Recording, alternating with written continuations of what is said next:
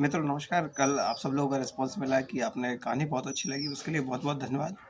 प्रयास ये है कि विवेकानंद जी के साथ जो घटनाएँ घटित हुई, उनको कैसे करके हम युवाओं से जोड़ सकते हैं, कैसे करके उनसे प्रेरणा ले सकते हैं, इन सब बातों को लेके आज फिर एक कहानी के साथ मैं प्रस्तुत हूँ।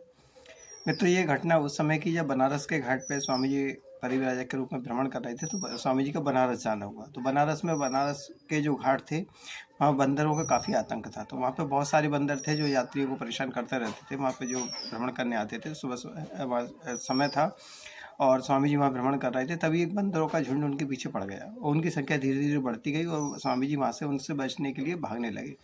भागते-भागते काफ़ी दूर तक निकल गए और स्वामी जी काफ़ी घबराए हुए थे। उस समय उनको एक आवाज़ आई और लिखा और उन्होंने कहा कि भागो मत, इनका सामना करो। शायद वो रामकृष्ण परमहंस की प्रेरणा होगी। स्वामी जी वहाँ रुके, उन्होंने पास में पड़ा हुआ एक डंडा उठाया और बंदरों की ओर बढ़े और ज़ोर से चिल्लाए बंदरों के ऊपर। तो इससे क्या हुआ कि वहाँ के जो उनके पीछे जो बंदर आ रहे थे, वो सारे बंदर भाग गए।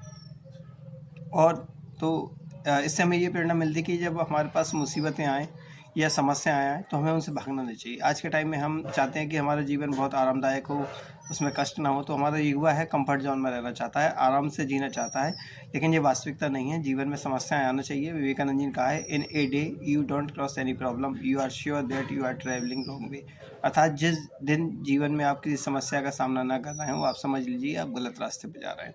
अगर सही रास्ते पे चलेंगे तो समस्याएँ हमारे पास आना स्वाभाविक है और हमें इस कहानी से ये प्रेरणा भी मिलती है कि जब हमारे पास समस्याएँ आएँ, तो आप ये प्रयास कीजिए कि उनसे भागें ना, उनका सामना करें और इससे हमें ये प्रेरणा मिलती है कि विवेकानंद जी के सारे विचार आपके लिए प्रेरणादायक हैं।